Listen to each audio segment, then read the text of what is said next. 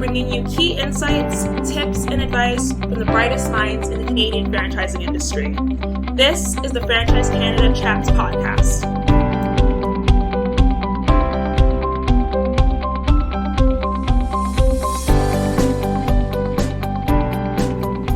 Happy Monday! So glad you're tuning in. If we met before, welcome back. If not, I'm your co-host Trisha. I'm Kristen. And I'm Andrew. And in today's episode, we met up with Nicole Hyatt. She is the CEO and co-founder of Tan on the Run, a mobile tanning salon that delivers unrivaled service, providing the convenience of their client's home, office, hotel, set, or venue of choice. Tan on the Run has a big celebrity following. They've done tans for Lady Gaga, Kate Beckinsale, Wayne Gretzky, the cast of The Bachelor, and so many more. Since launching the business in 2007, Tan on the Run has 40 units across Canada, plus 9 abroad.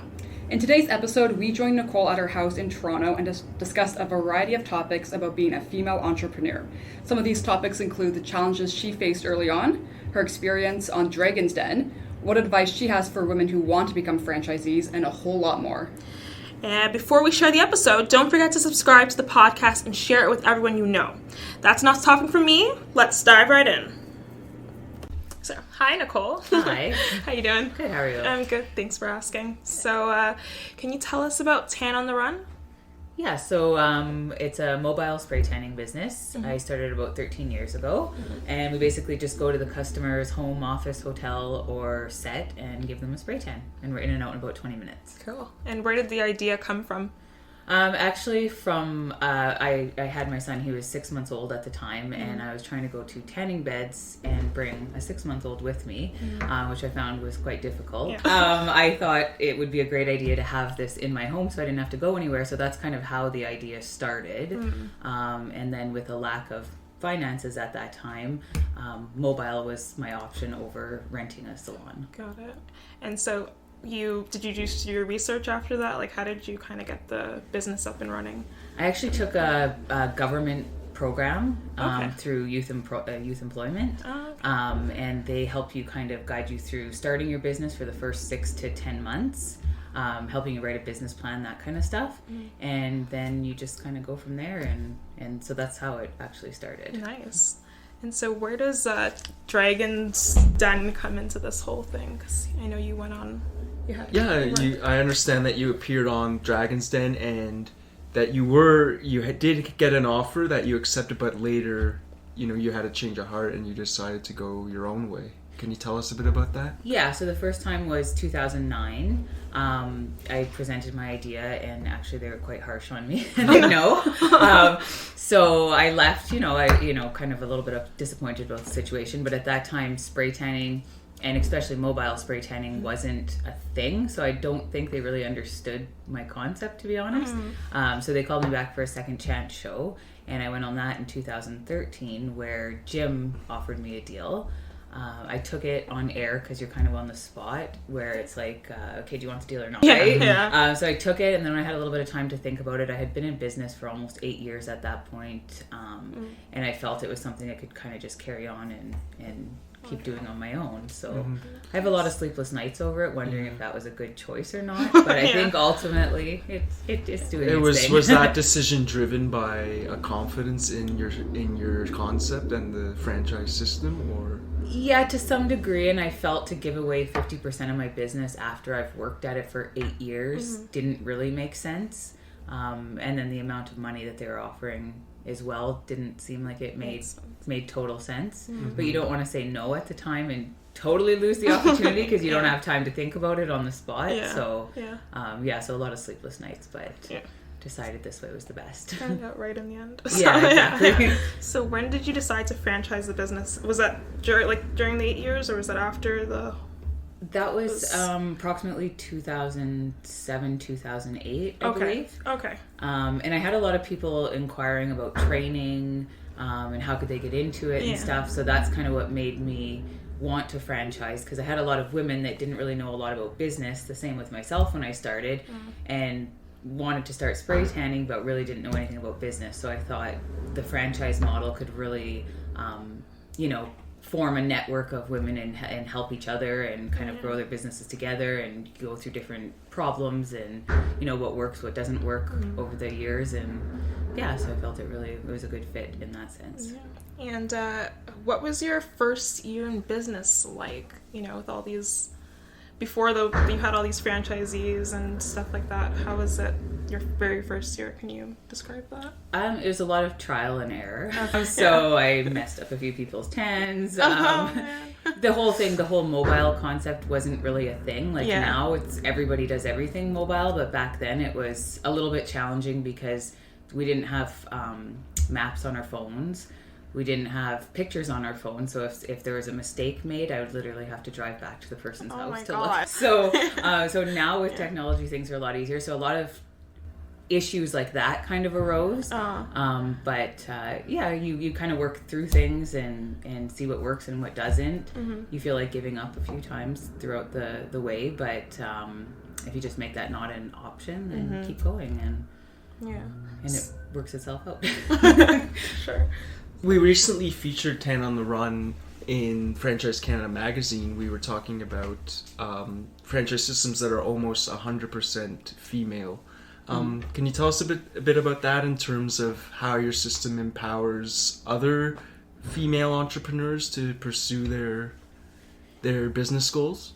Yeah, so it's a type of business where there is some flexibility with it. So when I started, I kind of set my times where I'm open and stuff would work for me. So I had a young child in school, so I couldn't start before 10 a.m. So I kind of structured it around what worked for myself. It also gave me a little bit leeway on weekends and stuff like that, to have that extra time with my son. So that's one thing that's really attractive to other women is they've seen that I've done it. They've seen that all these other women have done it, so they know it's definitely possible. It's not as I don't want to say it's not demanding, because it is demanding because it's your own business. But it is a lot more flexibility than if you had a storefront that you had to be there every day at this time and open the door. So the mobile aspect of it really opens that opportunity for the flexibility.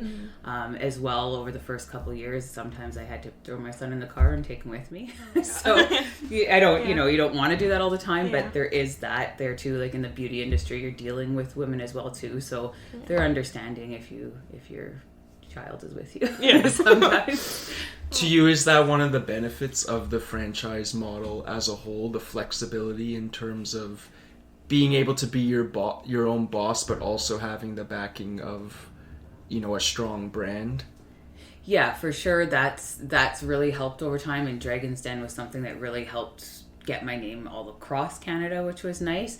But I find, it's much better when things are recognized. So we do a lot of celebrities and stuff like that now too. So a lot of different people just within the Toronto area that are filming TV shows, ET Canada, those kind of things. So the product is now recognized on people.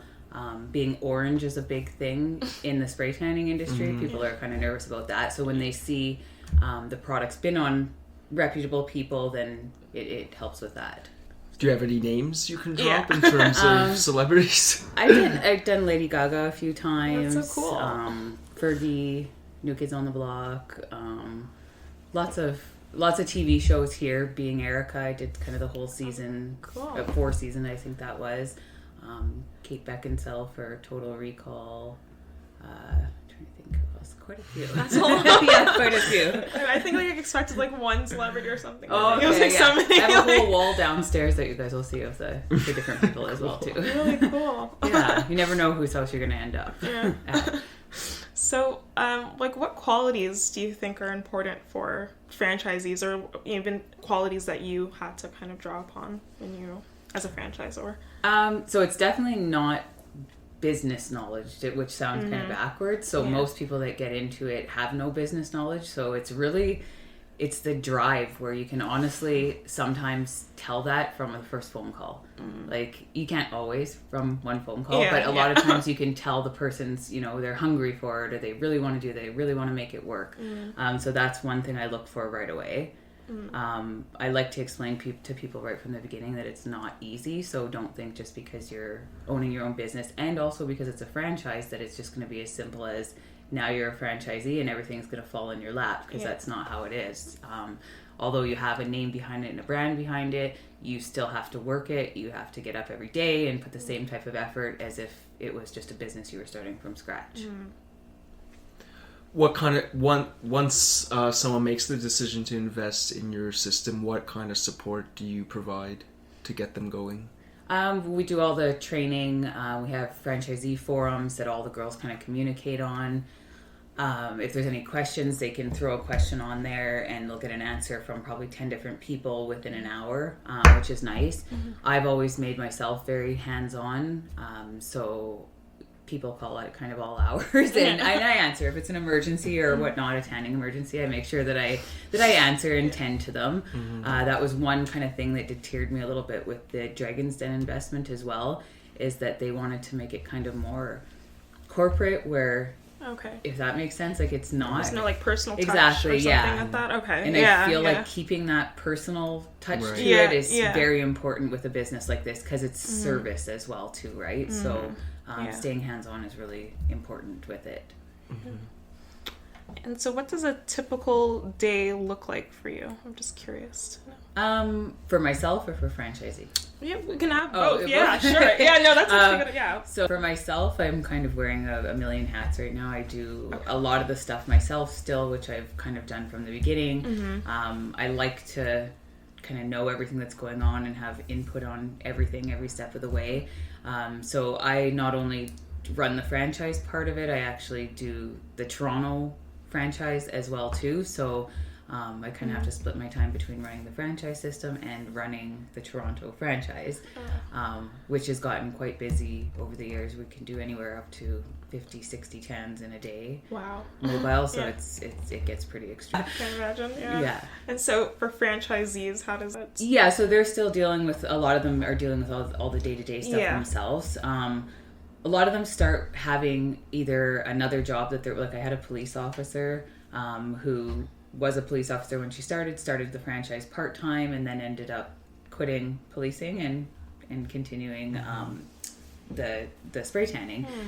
So there's a wide variety of different places that it comes from. So I've had waitresses, I've had lots of different things. So they're doing the day-to-day stuff themselves, you know, booking their appointments.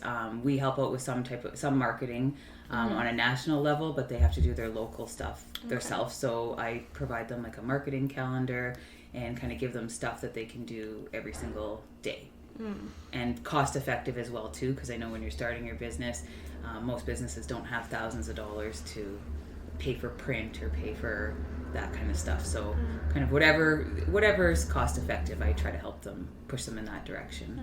For that particular franchisee, for example, what do you think drives someone to go through such a career shift from law enforcement to business ownership? And spray tanning. I think it is about the franchise model that drew them to make that, you know, life-altering decision.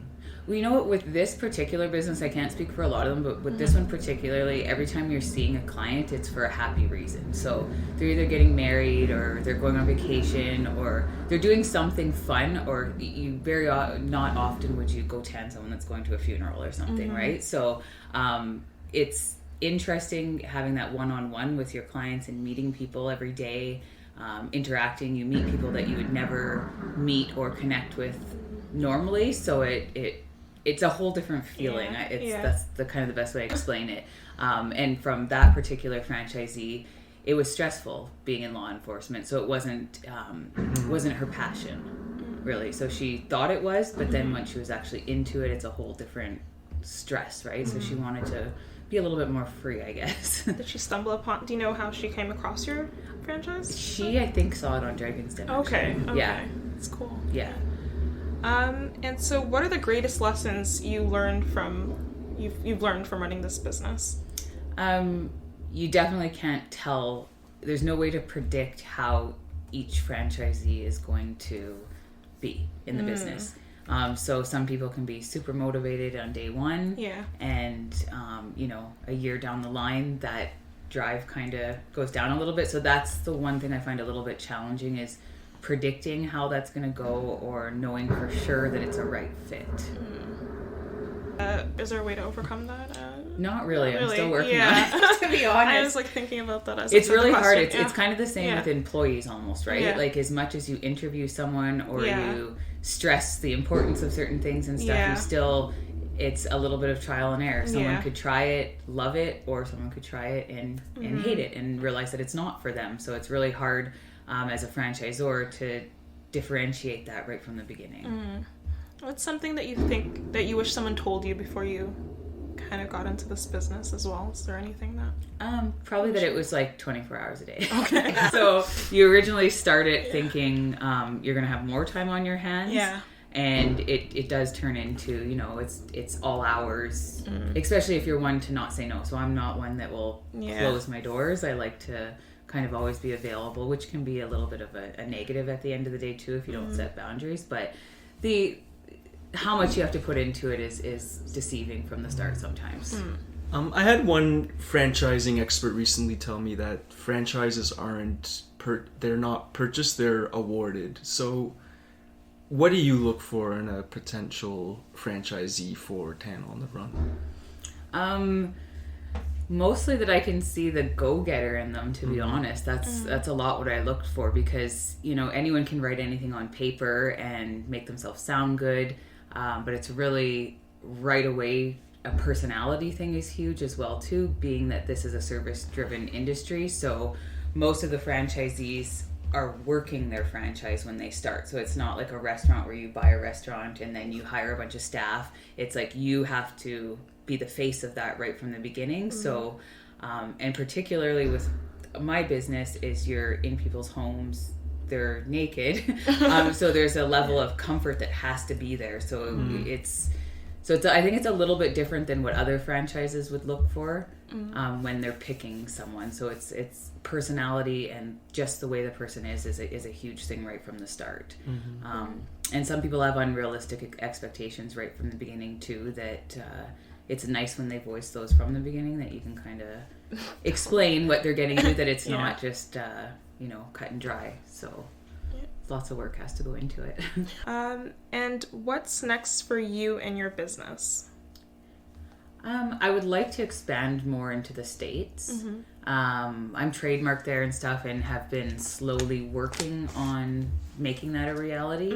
It's a little bit different laws than Canada, and different, kind of a whole nother beast. So I'm trying to wrap my head around all that. So that's hopefully in the near future what will happen. I have a few people internationally. Okay.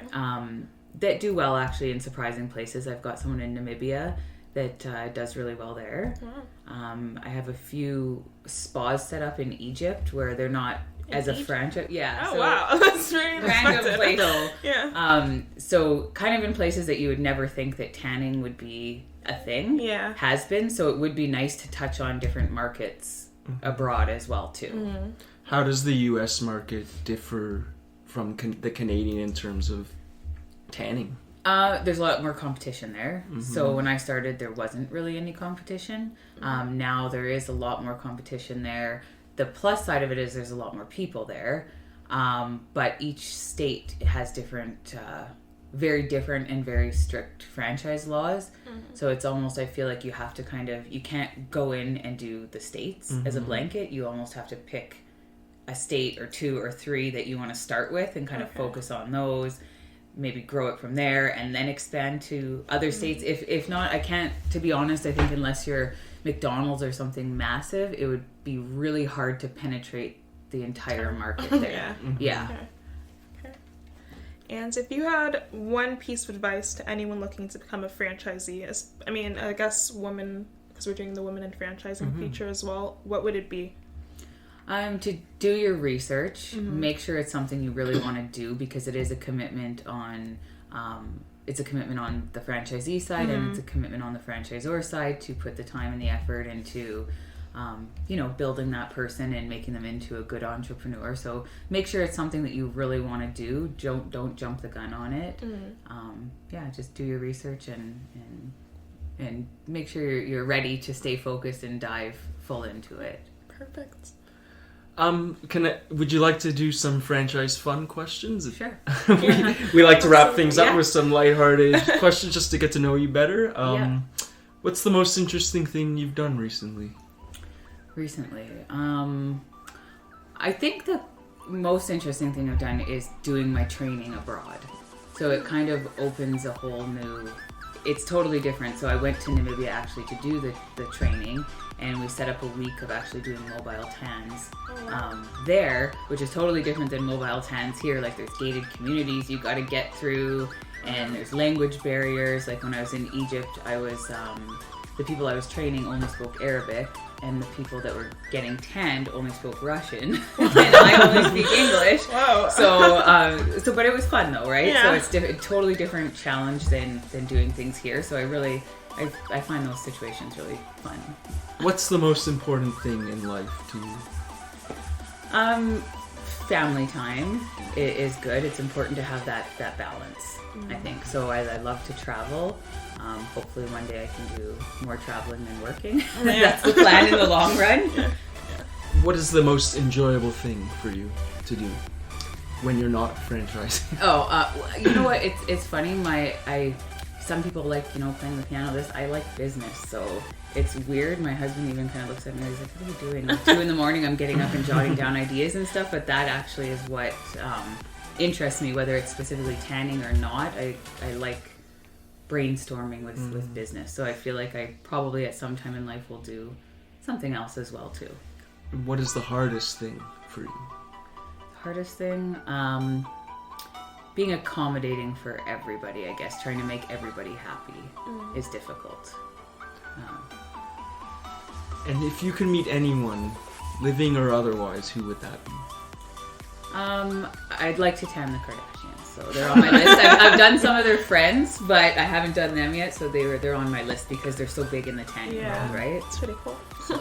And who has had the most positive influence on you as a business person? That's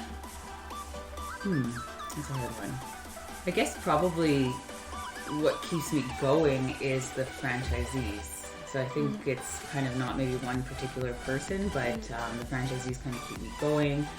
My father's an entrepreneur and my grandma was an entrepreneur, so I grew up a little bit seeing, business and what it takes to run a business and stuff. So I think that's kind of been a big influence on me for sure. And my last question, how would you describe Canadian franchising specifically? It's probably more friendly and more inclusive, I would say, than some, like without knowing with the States, but I feel like the States, because it's so massive and so impersonal in some situations, I find here a lot of people support each other in business. So even though I'm in Toronto, I have people that know me in Vancouver or that from different, just even watching TV or just hearing through the grapevine or being within, TV production and stuff like that. So I feel like people know each other all the way across Canada, which is nice. Okay. All right. Thank you so much, Nicole. That was awesome. We learned so much from you, and I think our listeners did too. We really appreciate having you on the podcast. Yeah, thank you for having me. Thank you so much.